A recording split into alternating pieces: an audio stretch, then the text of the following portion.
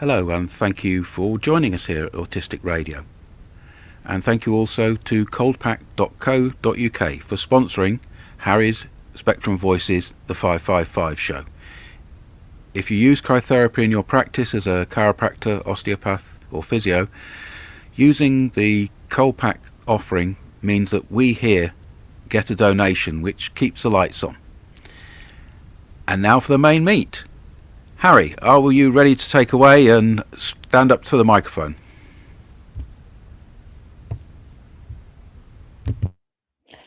Thanks, Jules. Hello, everyone. This is Harry's Facebook for Sunday, the 29th of March 2026. And this is where we go through the posts shared on autisticradio.com Facebook page. And what we do now is we start with a poem that was shared on the page. And the poem is called Autism, the Gift and the Curse, and it's written by Robbie Prosser, who is with us today. Autism is both a gift and a curse. I know inside what the possibilities are. I know what I have to give and what I could do. I have never had the need to hurt others. All I have is the need to give and share what makes me happy. I care far more about others than I do about myself. This has always overwhelmed me. I hate injustice and pain, whether to myself or to others. All I ever want is to stop and put it right. I have no need to cause the person pain because they have caused me pain. And what others claim is justice when it's all revenge. This is never seen because I live in a world designed and made for neurotypical people by neurotypical people. My greatest joy in life is when I can make someone else happy. The curse being autistic in a neurotypical world. What's your thoughts?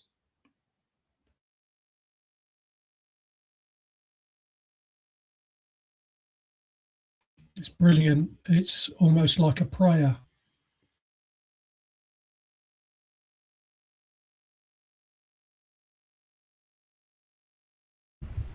There's a lot of very familiar elemental feelings there.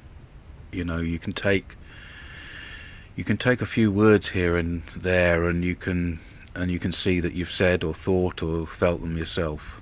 And it's a very bold and clear and sparse way of putting that down on the page.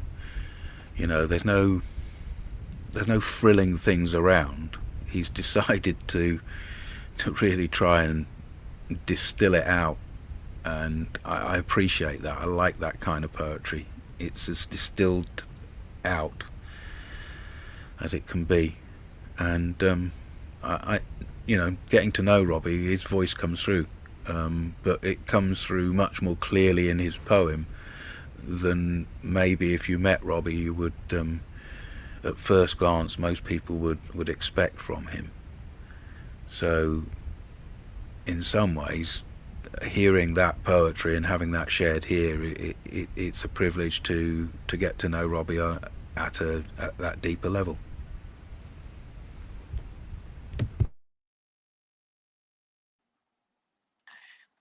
I like it for both of those reasons too. So maybe the distilled for me feels minimalist because there's a lot under this. It's like the tip of an iceberg.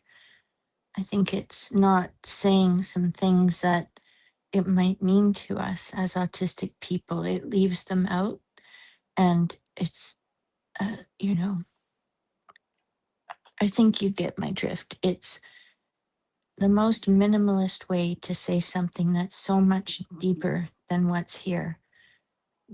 What's here is the essence. Yeah, and it feels to me as though what you're saying is you don't have any difficulty as another autistic person for filling in. You know, from that essence, you can grow that into a whole tree, a garden of different ideas. So that seems to me what you're saying is the real effective thing about it. You can fill in all the details. That's the beauty of it, isn't it?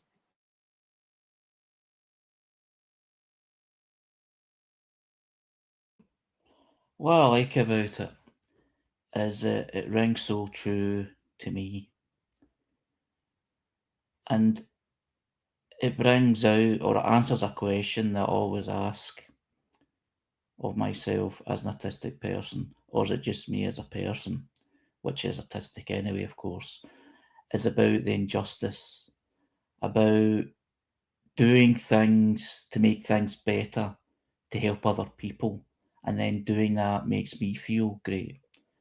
I totally, I totally connect with the words there. It's, I could write a poem, similar to this, about my own experience, and even the words itself, the gift and the curse, because that's what autism does feel like at times, you know. And sometimes it's even depending who you're talking to.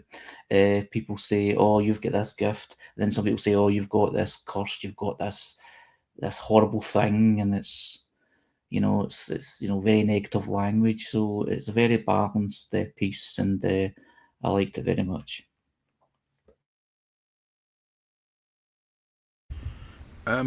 Actually, that word curse, that really jumps out at me, and that makes me uncomfortable.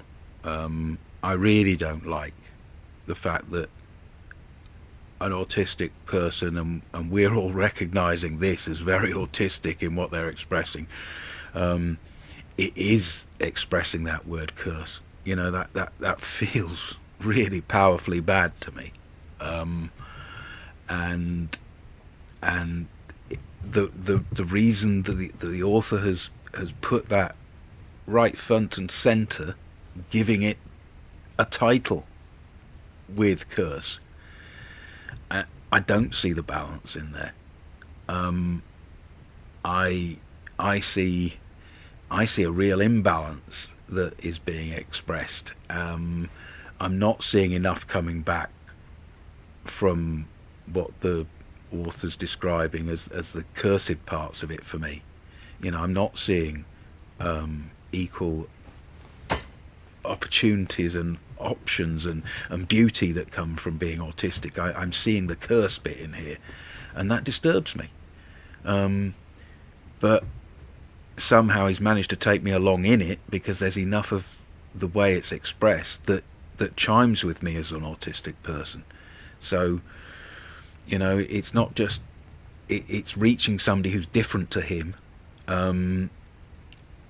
through that bridge, but it's still changing me. And if art is changing somebody or making an expression outside somebody else's experience, then I think it's all more powerful for that.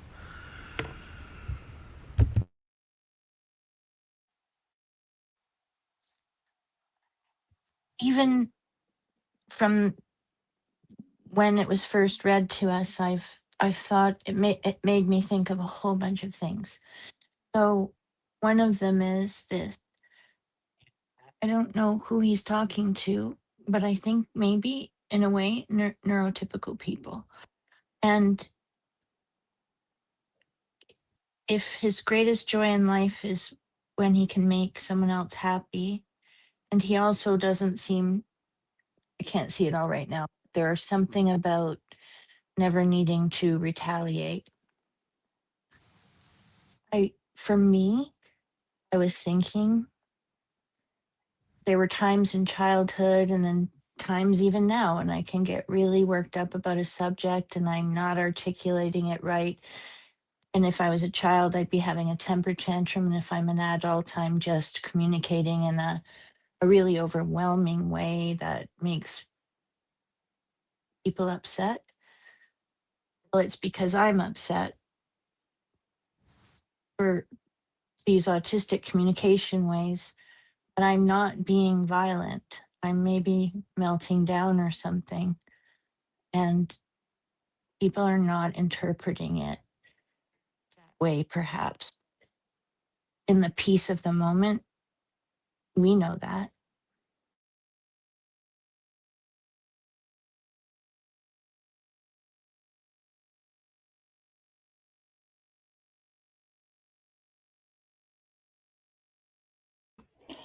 What I read when it says curse is not the curse of having autism, but having autism in a world that doesn't understand what being autistic is. And as we've went through all, different conversations, and we'll keep having them because it needs to be said, is how the so-called normal of this neurotypical is that's the way things should be, and the lack of understanding towards autistic people. And I can understand that language being used for, that kind of situation, rather than saying that autism or being autistic is a curse, a disease, which many, including autistic people, believe.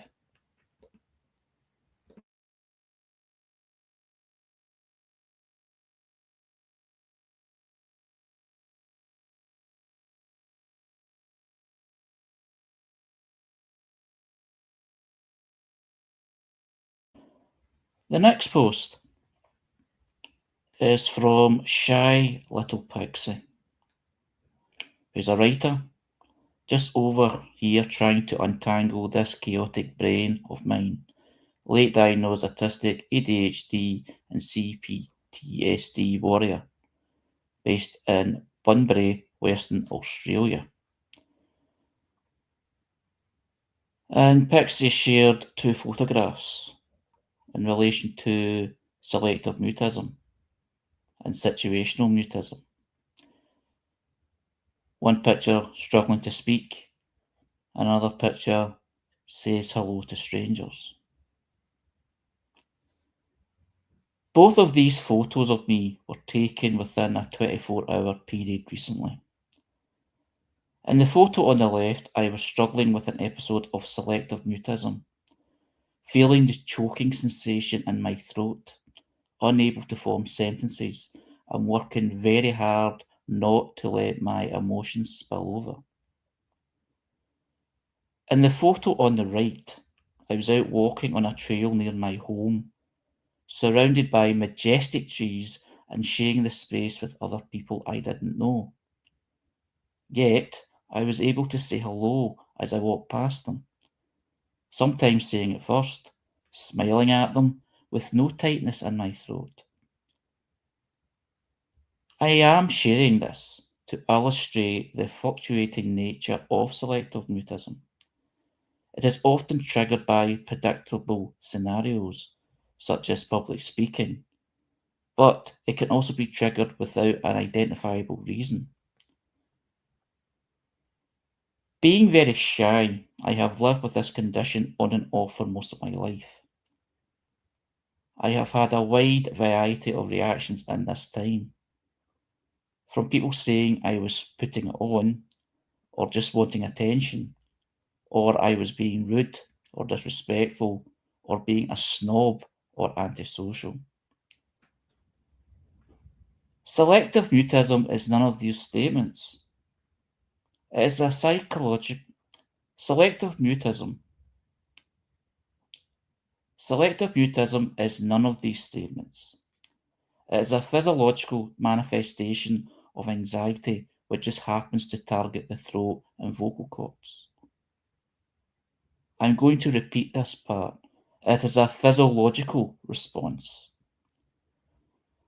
I want people to understand that if their child is experiencing this condition, they are not deliberately causing it.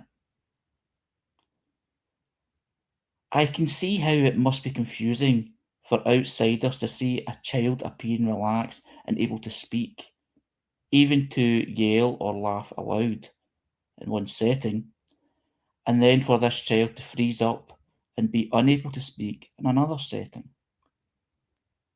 There is not always any rhyme or reason behind it. It just is.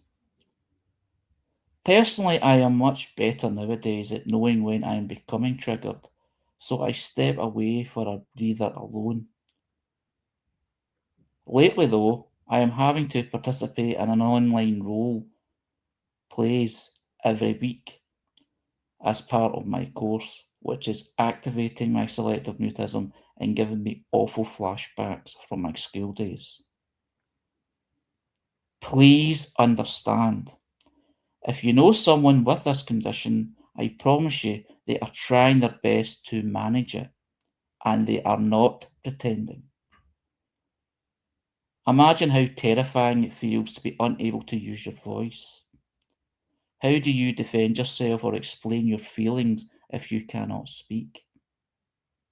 Sending love, Chantel. What's people's thoughts?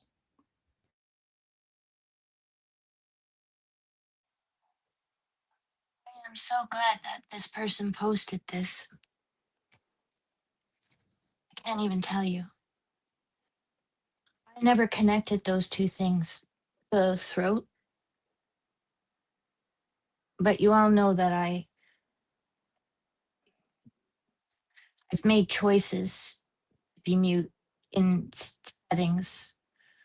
For example, in high school, where if I was in that building, I did not speak. But also, when I was in university, and to this day, I have a feeling in my throat that feels like there's a ball in there. And in university, they actually sent me for MRIs and everything to make sure it wasn't really a ball. I don't know why there would have been a ball. Even now, the stress of this year that we're in, I'm fighting with that feeling in my throat. And so I do appreciate this. And I identified with lots of the other things she said. I never, ever knew those two things went together.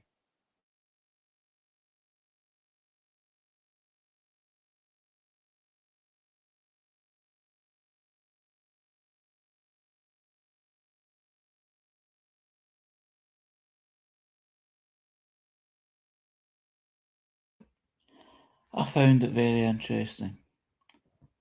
It's not something I'm affected by, but I have heard many autistic people share their stories on this. And the lack of understanding, sometimes self understanding, because of the way you're treated when these things happen. But then when you explain it or you find out that it's a physiological thing, it must be such a relief that there's an answer that way. Because I can imagine, what people will be accused of. And for other reasons, I've been accused of attention seeking or putting it on or doing all kind of things, relating to other things in my autism. Or just my behaviour, just doing what I do. It's like, oh, you're just doing this to get attention or make. Basically, people saying that, and it must happen in those cases with the selective mutism, or situational mutism as well as it's called, is that you're making every situation about you and you're being selfish. And you can imagine what a lot of families and even close friends can say to many people going through this sort of situation, and that lack of understanding is very hurtful. I think we need to make sure that we're recognizing this as a psycho-physiological experience. The physiological part of it is not something that is a choice. It's something that might be managed, as the person says, by recognizing it in advance and putting themselves away from the stimulus and the triggers. It's something you have no choice about. It's physiological. But they also describe how the start of the process is in the psychological. It is in the stress, the overwhelm, the anxiety, and that because everything is joined together. In the same way that pain is a sensation in the psychological that happens in the brain, it is also a physical thing that is nerves being firing and sensing, and so everything is joined together. So what the problem is that people see things that start somewhere in the brain as something that people should get over and pull their socks up, when this emphasizes that the brain sends these situations to parts of us. And I recognize, even though I would say I'm a long way away from this person, I recognize in my youth and in my childhood very similar experiences, and I still recognize the marble in the throat. It comes back every now and again in my adult life. It's been there as something that is more in the past now, and it will come there and it will go to and fro. Yeah.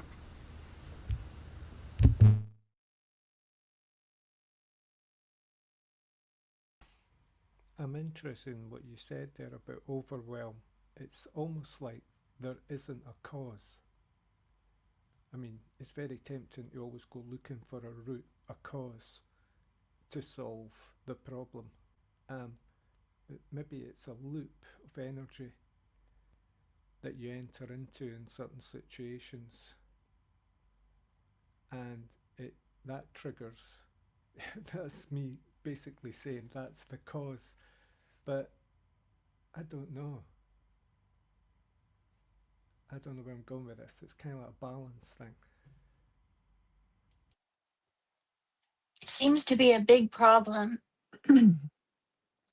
especially if you're living in the world that you have to. I mean, it is not voluntary in any way. But when you're a child and you're being taught to speak up or speak to the guests or, you know, stop pretending, and you're not shy on this day, but that day, but you are mute, really is a fact. Now, but you could also, the way I could in high school, recognize that that place is going to be a problem. And so the best approach is to go mute, which is different than when you're in a situation where suddenly you can't speak, which happened more often as a child, it sounds like, for that person and for Jules too. But it came later in life that I could tell how they were connected, but kind of not really either, because I realized so much more just by this person's post.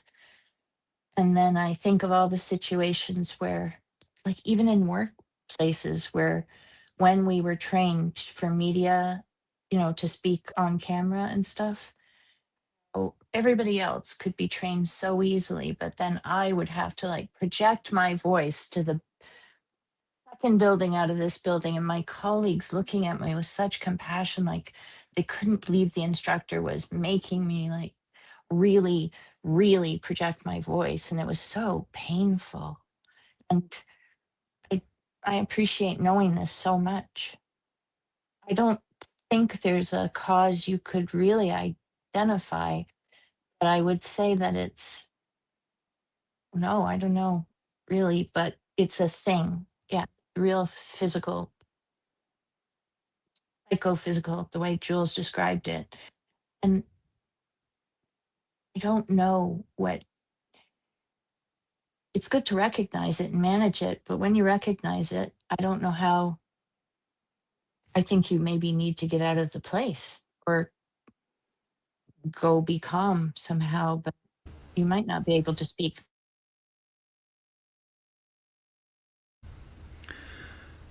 I think what you've just described there, Teresa, is that you were. It's prophylactic, isn't it?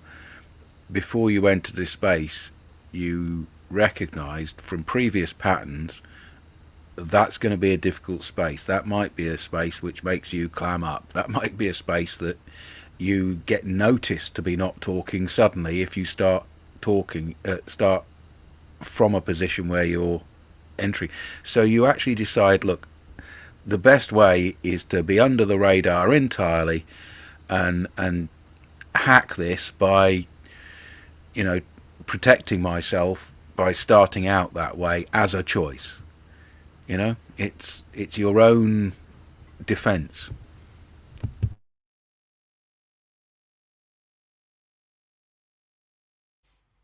I'm recalling the years when I used to be involved in alternative therapies, and it's spoken about there that the throat is the point of relationship because of vocalizing and other things, absorbing, swallowing. Um, and when vulnerable, uh, it was like this overwhelm in having to relate. So the issue would be to do with that point of relationship. But you know, those were those days were a long time ago, and I just throw it in as an idea. But I'm not a great fan of that idea. I'll tell you, I thought of that myself. So for a long time, I toyed with the idea that since it's really, really became pronounced in university and your relationships are more advanced, maybe more adult, they're getting to be more adult. Um, I started thinking maybe I needed to deal with it in therapy, but not in a practical way, not in the sort of circumventing the loop, more in this what is my issue? Why am I afraid to speak up? But I don't think that now anymore, and I'm never going to think it again. It's not a fault of my personality. It's a highly physical thing, and it has to do probably with my brain pattern, not with me relating to the world. Yes, I could deal with it in some practical way, but I'm not going to think anymore about myself that I used to even think, am I going to be lying? Is that why I'm getting the lump in my throat? Is it something bad, something pretty evil about me that I shouldn't be speaking up? You know what I mean? So I'm never going there again. I'm thinking it's something about an autistic, it's about our brain, maybe. Maybe.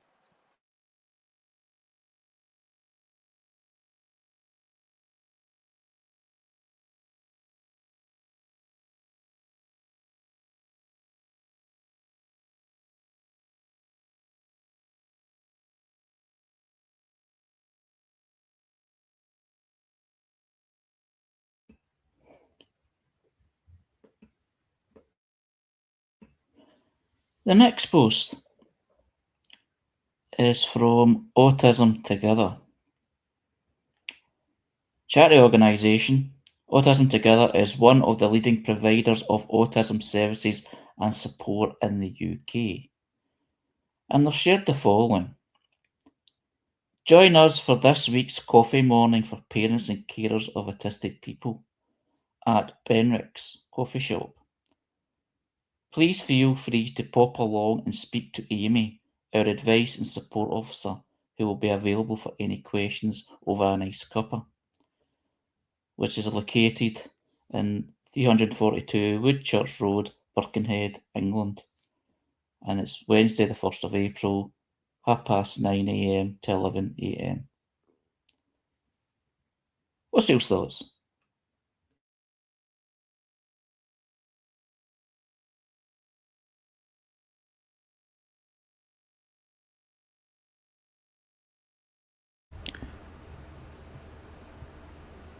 I'm assuming that this is something that comes up often enough, because by the time you're hearing this will be past. But they have regular meetups.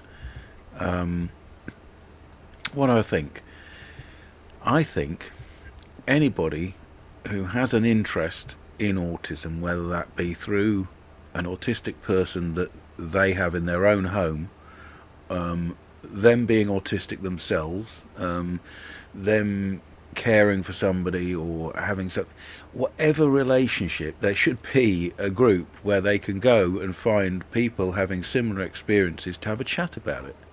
You know, what we experience by talking ourselves offline in the backstage is what they're doing there. Um, I think they should find ways of getting together and sharing and helping each other, and recognizing each other's difficulties as much as possible.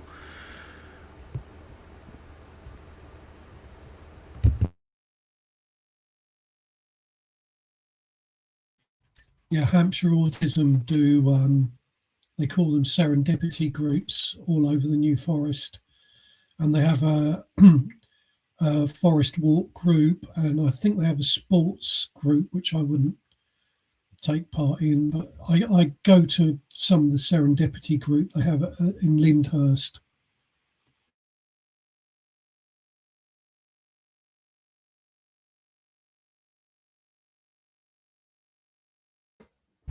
I think the point of a post out like this out on Autistic Radio is to say to people, look, if you are listening, look around your area, and however it might seem a bit of a jump, a bit of a leap, please do, you know, reach out to what is available and support the things that are being set up by, you know, groups of parents or groups of autistic people or anybody related who has any kind of grouping together.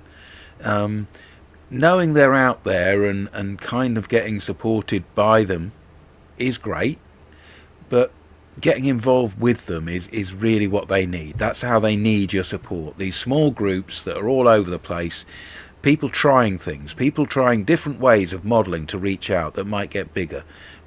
Put yourself behind it by leaving your house and going to one of these things.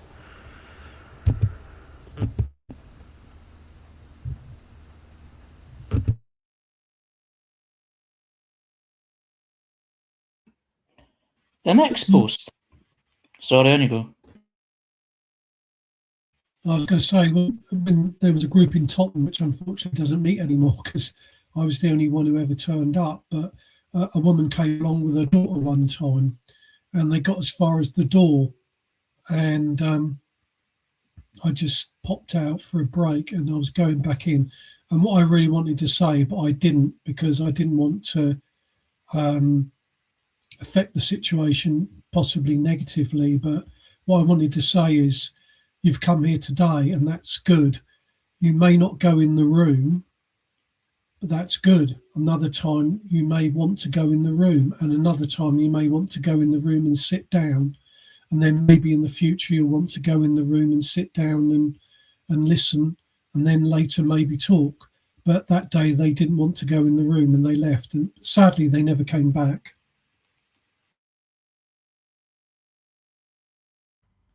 I was thinking with you being the only one there, it might have been an idea to get a deck chair and go and sit outside so that no door had to be entered.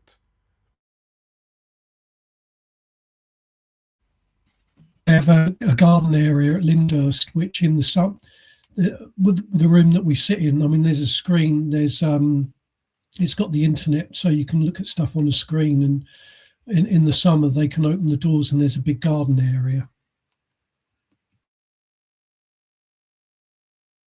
I think that's a really clever idea, to arrange meetups for these kind of things in outside spaces, picnic areas, these kind of things, public spaces where people can, you know, walk up and not feel as though they're entering a room, entering a building, entering a new situation, that they can sidle up, observe and get there in their own steam. That's a really good, intelligent way of thinking about this, I reckon. A lot of groups already practice this. They meet up in public situations, and many participants just observe. They don't even let people know they're there. They're just there, they're observing. and gauging it, taking the temperature, and then gradually they may get involved or recognize someone and have a kind of in. But there's also that space to release yourself from it all, to not be centered. Um, yeah, so it is positive, that kind of environment and space.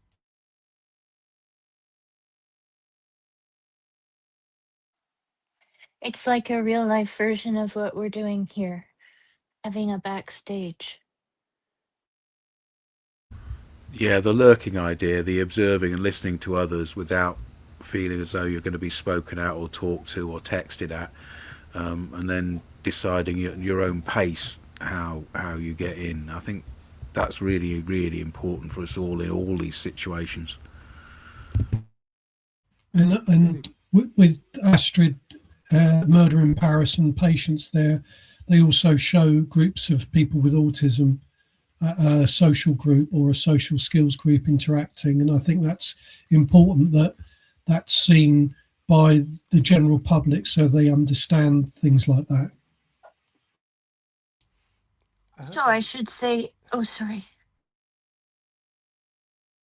No, go ahead, Teresa. I was just going to say that I can speak a lot here now. I did just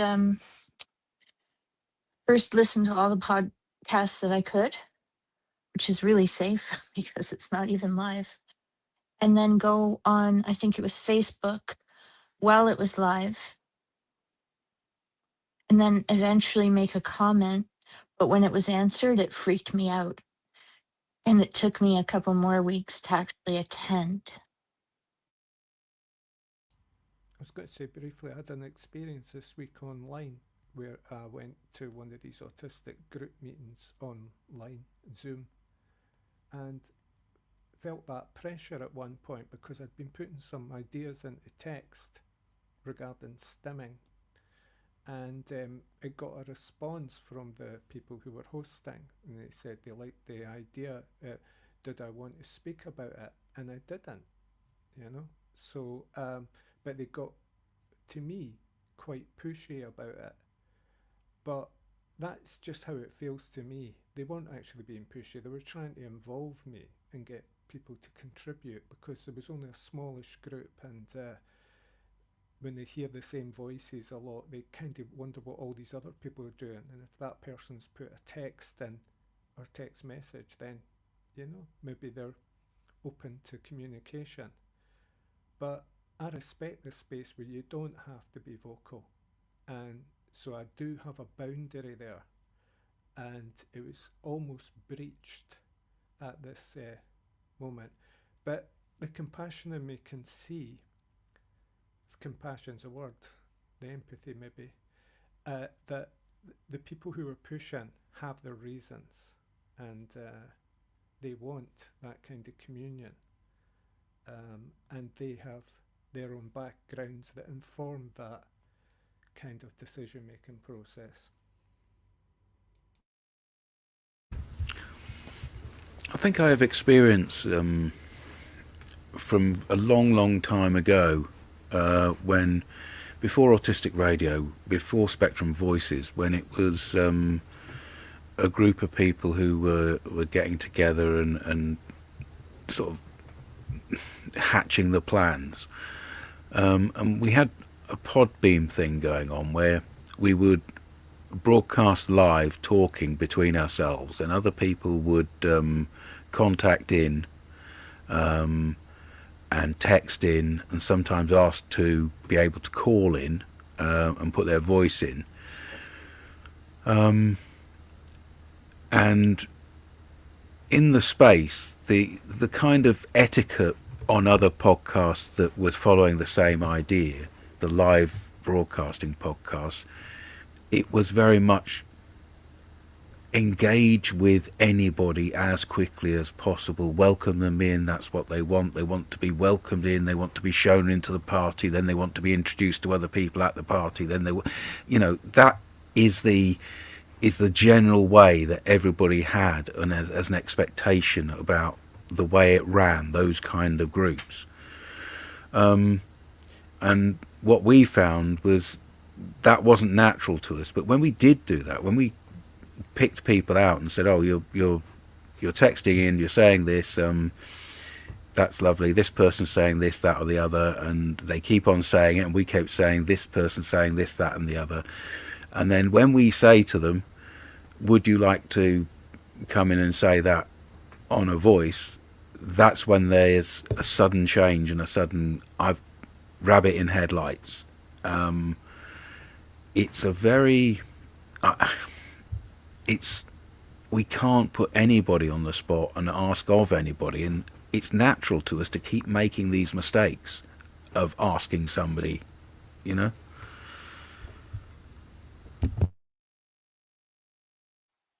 I think we It, do it well enough, though, because I think we recognize that even here now, for regular members who often speak, they are welcome to use the chat and will continue even to this day to read it out for them. Because just like going to a real life party, sometimes I cancel almost more often than I go to a party. I cancel at the last minute. So we don't know how we're going to feel. And that autistic radio really manages that well.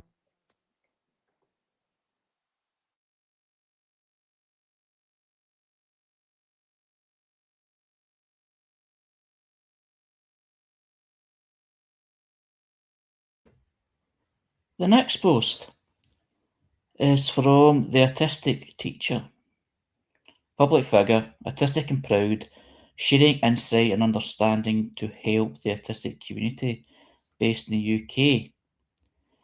And she shared a post about the famous autistic puzzle piece. It's that time of year again. Puzzle pieces creep into my newsfeed. They start to appear in the media. For years, autistic people have been saying no to the puzzle piece, but autistic voices are often left unheard.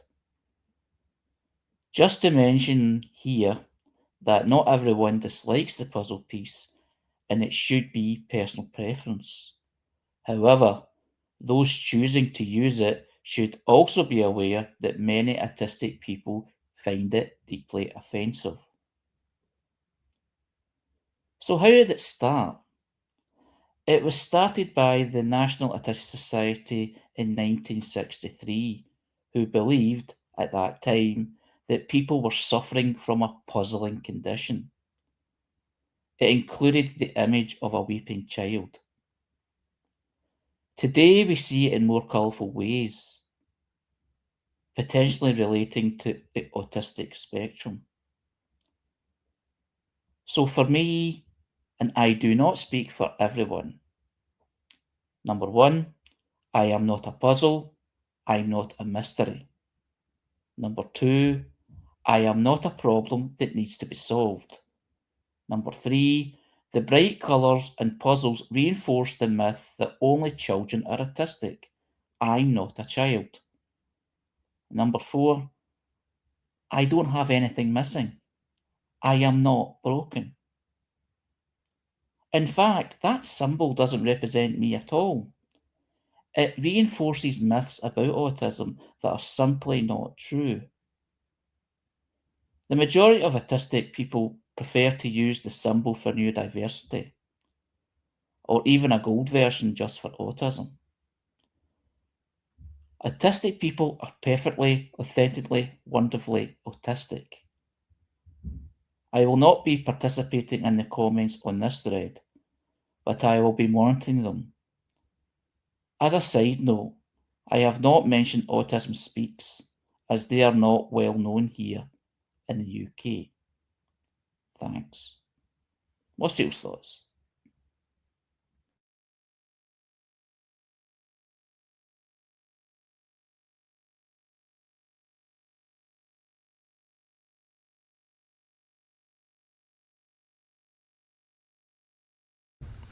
I think charities who have been around for a while really should understand that the rule of thumb in autistic circles is if you're associated in any way with the puzzle piece, you're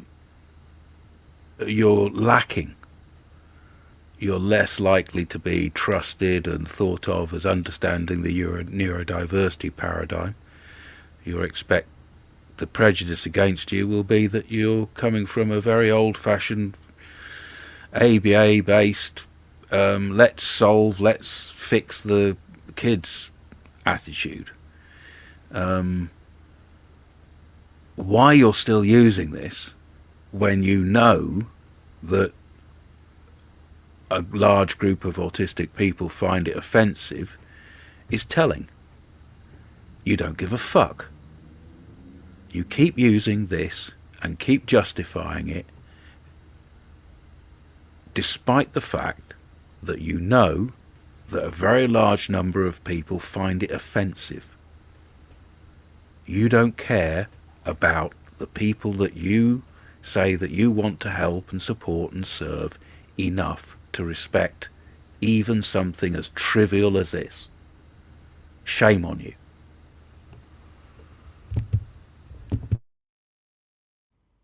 I like how the puzzle symbol has become itself a symbol for people who don't like the puzzle symbol. It's like it's a kind of token of evil, like a picture of Satan.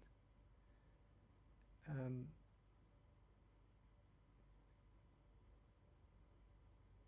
and yet, isn't it all just branding? I suppose if it's associated, as Jules was saying and it's been mentioned in the text, it's associated with prior thoughts and philosophy from a bad perspective, from bad actors, then of course it should be used as that kind of negative symbol. Or ignored totally, but that would be impossible. But we're in the realm of branding, aren't we? Yes, I think so. I think it is like branding. Those things are done by committees. No one even who decides that's the one knows what it means either. And since it was first developed in 1963, that's when I was conceived, or I was in gestation. I imagine about that puzzle piece that it clicks into surrounding disorders. Like in 1963, they thought there was something adjacent to schizophrenia. So in my mind, I see it clicking in there. Or I just only have negative feelings, but I'm quite adept at avoiding it. I I I don't even know what I think about the new logo. You know, I know they don't say it's a logo, but it feels like a logo. I think the problem is the attitudes for the people that actually use it and how they correspond to people who say and feel that is offensive. It's like we know best scenario, or it's like this justification. It's like you're not. It's like they think you're unwell anyway, so they're not going to listen to. Or there's people actually saying that the people that are being identified as autistic and know they're autistic are not autistic according to some researchers now because it doesn't suit their narrative. So it's all about logos, all about narratives. It's all about, I think Jules, and not just Jules, but everyone said it, is about the power thing. We are in charge. You are in this kind of box where we are putting you, and we are going to make the decisions based on what we think is best for you. But it's very true. I mean, these sort of posts come out every year. You know, it's come up to April. That's Autism Month. I think it's Autism Blue. And people put this kind of thing on their kind of Facebook profiles, whatever, saying that I know someone with autism, or, you know, an autistic child, and autistic parent, you know, stuff like that. But basically, as Raymond's saying, it's about the branding. It's like it's something that's been used for years, and sometimes probably just being used, just ignorantly. It's not out of bad intention, it's just ignorance. But that in itself is very harmful. Yes, virtue signaling is dangerous. Harry, what about that thing about people who were diagnosed with Asperger's who want to hold on to the idea of Asperger's as some kind of symbolic meaning for themselves, their way of understanding the world? And I can see that older definitions may still have some validity for some people. Maybe ignorance, they may not have read into why they're so hurtful, but it may be that it validates them in some sense. That term Asperger's syndrome, what I was diagnosed with, I can remember trying to research what it actually meant. Because it said syndrome, and they're saying it's Asperger's syndrome, you've got autism, but you've not. You've got, I know, but you've got autism that isn't that bad.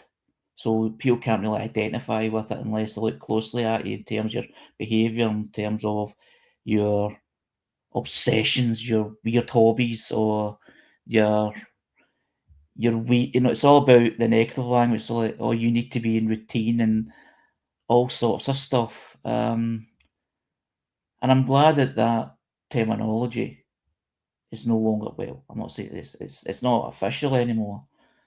So I'm actually thinking, I'm not kind of, I don't want to own that, but just to ask the group actually. It depends how what people were, identified or diagnosed. I mean, I was diagnosed with Asperger's syndrome, so what would I just be now? Just autistic, or even just be me? I think using that manual, there are levels, and so I think maybe it's level one. But I honestly, I don't spend a lot of time in this thinking about this, but because all the levels need different types or maybe different amounts of something, it's not compensation, like, you know what I mean. They need differing levels of help, and I only have a negative feeling about Asperger's because somebody was really mean to me, an adult, like within the past few years, 5 years, in a terrible way, you know. So I try to stay away from the symbols and the labels and just try to be figuring myself out just on my own with you guys. I have a friend who refers to himself as an Aspie and his traits and character things as Aspie. He's quite into it. Um, and I was just sort of suggesting that I think there are some people out there who like that identity. Yeah, there certainly are. There's a whole community around the word Aspie rather than Asperger's. And then there's this political debate about the association with the original person who did the experiments to define intelligent autism, which is really what Asperger's is. I was diagnosed in Scotland, and the kind of the final phrases were that we would have in the past diagnosed you as Asperger's syndrome, but now we define it all as autistic spectrum disorder, which you already know, Mr. Barton, because you have described it all to me, probably. So, yeah, there is no Asperger's being given out now, but they still make associations with it because some people feel that if they're part of the Asperger's group, then other people will understand them as intelligent, and they might attach onto it some of the stereotypes that go with it, somebody who knows things, specialist, maybe part of law or part of things. So people have societal hooks that they can hang on Asperger's that they want to cling on to, and leave it to them, let them have it.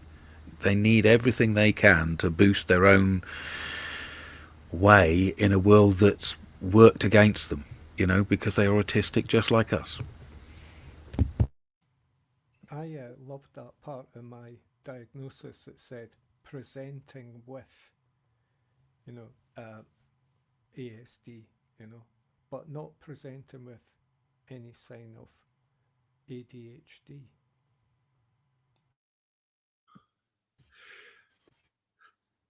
My official diagnosis was Asperger's, but it was actually a time after it was removed from the diagnostic manual. I don't like it because of the fact that it was named after someone who decided whether someone was worthy of being allowed to live or not. And I don't find that this idea of levels helpful because it's going back to the idea of autism being linear, which it's not. And I struggle as much as anyone if the right support isn't there. And we should really be looking at the individual support an autistic person wants rather than trying to classify them. One autistic person needs more help than another. It's actually different autistic people need different help. I agree. I think that's very valuable. I feel like when you're level one, uh, I don't think there's any support yet in Canada, and that people can get away with virtue signaling and just saying, let me know if you need any accommodations, but that's it. After that, you'll never get one. Like that'll be like at work or something. And I agree with you, Robbie, about the association, but they don't mention it in the diagnosis now because I was only diagnosed, I feel like almost 2 years ago. Um, so it didn't come up at all. Uh, but I realized that it didn't exist.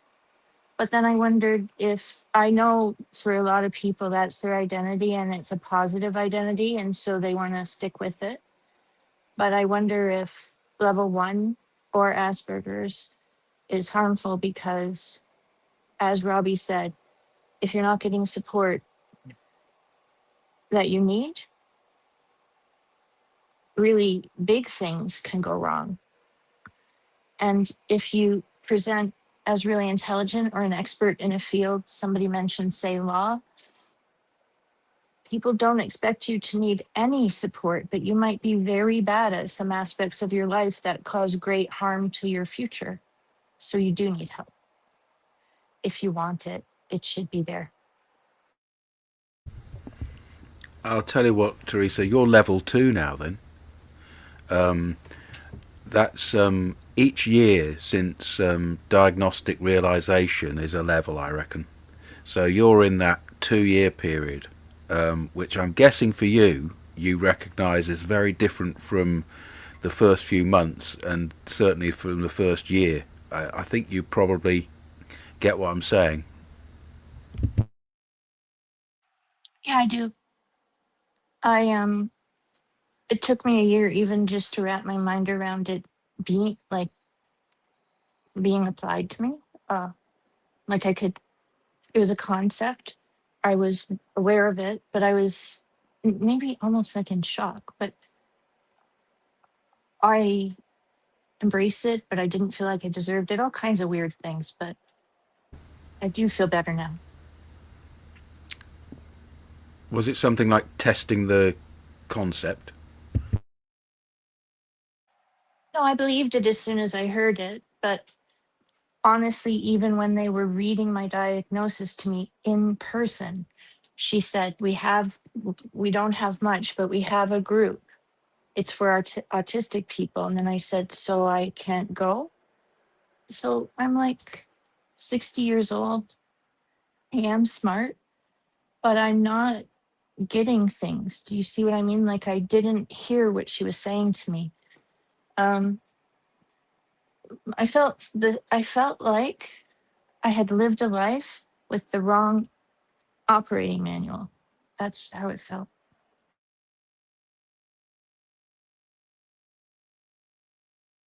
I've actually got my diagnosis to hand, and it says assessed using the DSM-V criteria for autism spectrum disorder that does not include the previous subcategories such as autism or Asperger's syndrome. And I've got a diagnosis of autism spectrum disorder 299.0 as defined in the newly updated DSM-V, which would equate to an ICD-10 diagnosis of childhood autism. Oh, they did tell me I've had it sent for my whole life, which I think is a useful thing to say. Because I do know I was more autistic when I was young and then highly masked. But I don't know that from them. I know that from probably being here. I know it's true about myself. I'm discerning enough to figure it out. That brings up that old hoary question of, can it be acquired? No, except for maybe something in the womb or. So it will always be childhood autism then? Waygate, no, we can't allow that to go out unchallenged. You cannot acquire autism within the womb. Autism has a very highly genetic component, and there are other factors that might make those genes be expressed, but it's not something that anybody can acquire in the womb. Oh, that's a good point. I think I might have been confused because in my diagnosis, they kept asking about the gestation period and if I had ever fallen and hit my head. So I'm not sure why they were asking that in this present day, except for you've just described it very well. Maybe that's what they were looking for, like an expression of a genetic predisposition. Acquired can also mean triggered. My friend believed his mother had a fall when she was carrying him, and she did in the supermarket. But, we can tie a lot of threads together. Those things could be a fluke too. They could be totally unrelated. I'm sorry, but we've run out of time.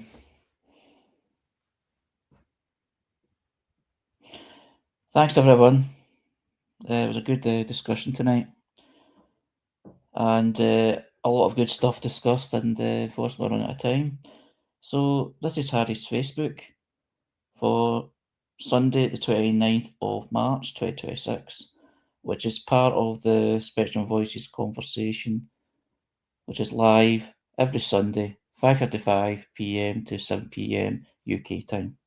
So I look forward to next week, and thanks again. Edit point. Harry, can you absolutely double check every statement from the last little few minutes to ensure that there's no signals of things that might be misunderstood? We have to be extremely careful on that.